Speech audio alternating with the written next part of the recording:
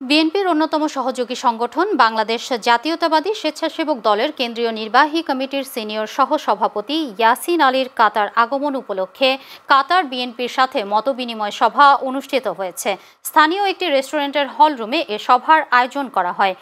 এ সময় সহসভাপতি আব্দুর রব তালুকদারের সভাপতিত্বে অনুষ্ঠিত এই মতবিনিময় সভা পরিচালনা করেন স্বেচ্ছাসেবক দলের প্রস্তাবিত সভাপতি ও কাতার বিএনপির যুগ্ম সাধারণ সম্পাদক মহিউদ্দিন কাজল। প্রধান বক্তা ছিলেন কাতার বিএনপির সাধারণ সম্পাদক শরীফুল হক সাজু।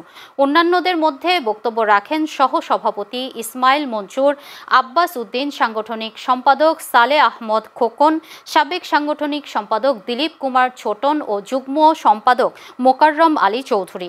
এ সময় উপস্থিত ছিলেন যুবদল, স্বেচ্ছাসেবক দল, কৃষক দল ও বিভিন্ন আঞ্চলিক জাতীয়তাবাদী ফোরামের নেতারা।